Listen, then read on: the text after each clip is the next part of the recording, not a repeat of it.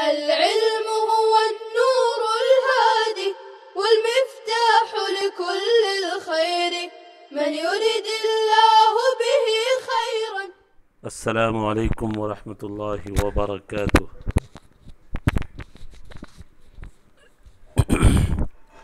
بسم اللہ الرحمن الرحیم.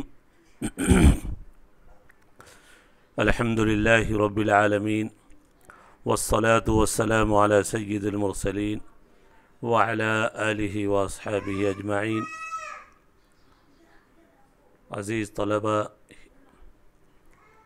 ہدایہ خیرین جلد ثالث کا یہ سبق ہے. باب ما یدعیہ الرجلان. باب التحالف کل مکمل ہوا. باب التحالف کے اخیر میں ایک فصل آئی تھی، فصل فی من لا یکون خصما. 1.5 صفحے کی وہ بحث تھی، وہ بھی پوری ہوئی. اس کے اخیر میں ایک عبارت تھی، کونہ احق بامساکہا. کونہ احق بامساکہا، احق ہی پڑھیں گے. آپ کے نسخے میں جو سامنے ہے اس پر اعراب بھی لگا ہوا، آپ دیکھ لیں گے. اصل میں کون مصدر کی وہ خبر ہے، فعل ناقص کی. احق پڑھا جائے اس کو.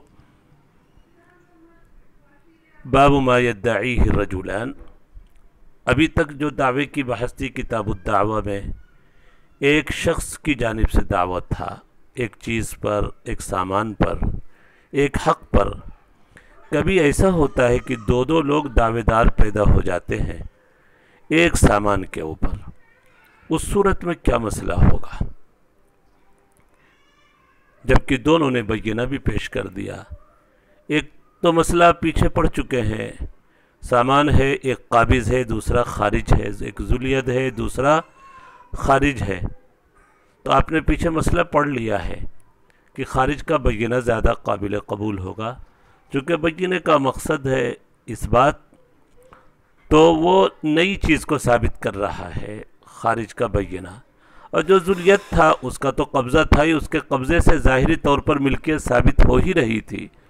خارج کے بینے نے ایک نئی چیز کو ثابت کیا، اس لیے وہاں پر مسئلہ آ چکا ہے کہ خارج کا بینہ قابل قبول ہوگا. آج جو مسئلہ ہے کہ دو لوگ دعویٰ کر رہے ہیں اور وہ سامان غیر کے قبضے میں، تیسرے کے قبضے میں. دو دعوے دار ہیں اور دونوں کے پاس بینہ ہے، تو پھر کیا کیا جائے؟ ائمہ کا اختلاف ہے. امام شافعی رحمۃ اللہ علیہ فرماتے ہیں دونوں بینوں میں چونکہ تعارض ہے، بالیقین ایک شخص کا گواہ جھوٹا ہے، ایک مدعی کے گواہ جھوٹے ہیں، اس لیے دونوں بینہ کو ساقط کر دیا جائے گا. اور ایک قول یہ ہے دونوں بینہ کو ساقط کرنے کے بعد قرعہ اندازی کر دی جائے گی. جی دیکھیے عبارت. امام ابو حنیفہ رحمۃ اللہ علیہ کا مسلک بعد میں بتایا جائے گا.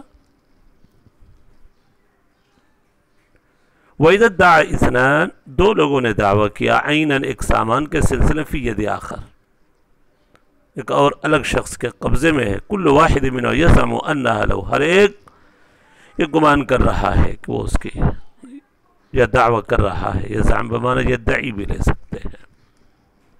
دونوں نے بینہ بھی قائم کر دیا، قاضی دونوں کے درمیان فیصلہ کر دے گا. بہا بینہما، یہ متن کی عبارت ہے.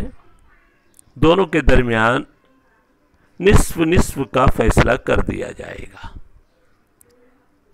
امام شافعی رحمۃ اللہ علیہ کے نزدیک دونوں بینہ ساقط الاعتبار ہو جائیں گے اور قرعہ اندازی کی جائے گی. جس کا نام نکلے اس کو دے دیا جائے گا قرعہ اندازی میں. لیکن یہ متن کی عبارت میں جو مسئلہ بتایا یہی احناف کا مسلک ہے کہ نصف نصف وہ چیز دونوں کو دے دی جائے گی، اس لیے کہ دونوں بینے کے صادق ہونے کا بھی امکان ہے. کیونکہ بینہ میں ظاہر حال کو دونوں گواہ دیکھتے ہیں، ظاہر ملکیت کو دیکھا ہوگا، کبھی خریدتے ہوئے دیکھا ہوگا، کبھی قبضہ دیکھا ہوگا گواہوں نے دوسرے کا، تو ہو سکتا ہے ایک نے کبھی کا قبضہ دیکھ کر دوسرے دو گواہوں نے خریدی کو دیکھ کر گواہی دے دی ہو، تو دونوں گواہوں کے سچے ہونے کا بھی امکان ہے، اس لیے نصف نصف کا فیصلہ کر دیا جائے گا۔ وَإِذَا ادَّعَا اثنان، دو مدعیوں نے دعویٰ کہ ایک سامان کے سلسلے میں فی ید آخر، ہر ایک گمان کر رہا ہے کہ وہ چیز اس کی ہے، دونوں نے بینہ بھی پیش کر دیا، قاضی دونوں کے درمیان یعنی نصف نصف کا فیصلہ کر دے گا۔ چونکہ دونوں نے بینہ برابر پیش کیا ہے تو استحقاق میں دونوں برابر ہوں گے، نصف نصف۔ امام شافعی رحمۃ اللہ علیہ کا ایک قول تو یہ ہے تہاترتا، دونوں گواہ ساقط الاعتبار ہو جائیں گے، ای تساقطا، ساقط الاعتبار ہو جائیں گے۔ اور ایک قول یہ ہے کہ قرآن اندازی کی جائے گی، امام احمد رحمۃ اللہ علیہ کا قول بھی یہی ہے غالباً قرآن اندازی کے سلسلے میں۔ دلیل کیا؟ حضرت امام شافعی فرماتے اس لیے کہ بالیقین دو گواہوں میں سے ایک تو ضرور جھوٹے، ایک مدعی کے گواہ ضرور جھوٹے، اور متعین نہیں کیا جا سکتا ہے کہ کون سے گواہ جھوٹے ہیں، اس لیے دونوں گواہوں کو ساقط الاعتبار کر دیا جائے گا۔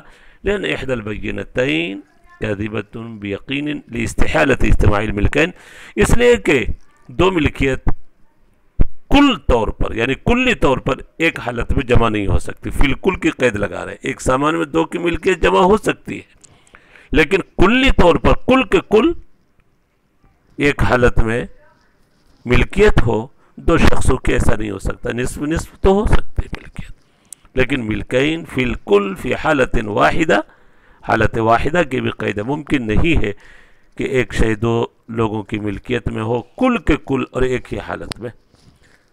اب یہاں پر تمیز تو مشکل ہو گئی کہ کون گواہ سچے ہیں اور کون جھوٹے ہیں، فیتہاتران، گواہ دونوں ساقط الاعتبار ہو جائیں گے۔ اور ایک قول یہ کہ یصار الی، اس کو قرآن اندازی کی طرف پھیرا جائے گا، اس لیے کہ آپ صلی اللہ علیہ وسلم نے اقرع فی، آپ صلی اللہ علیہ وسلم نے قرآن اندازی فرمائی ہے۔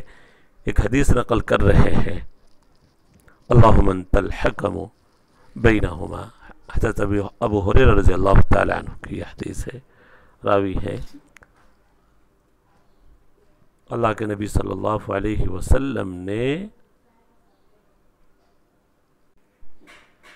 اللہ کے نبی صلی اللہ علیہ وسلم کے سامنے ایک مقدمہ آیا، دو لوگوں نے دعویٰ کیا، دونوں نے عادل گواہ بھی پیش کر دیے، تو اللہ کے نبی صلی اللہ علیہ وسلم نے ساہم قرآن اندازی کا حکم دیا۔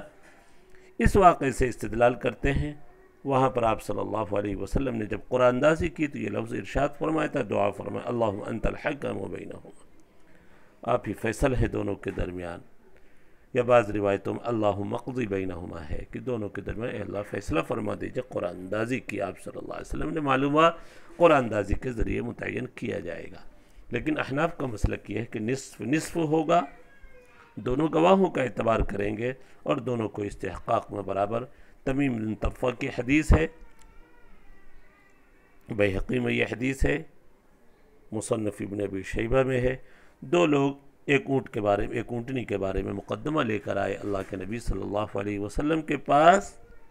اللہ کے نبی صلی اللہ علیہ وسلم نے اس وقت ہر ایک نے جب بینہ پیش کر دیا تو نصف نصف کا فیصلہ کر دیا۔ صفحہ پلٹ لیں آپ، فَقَضَى بِهَا بَيْنَهُمَا نِصْفَيْن۔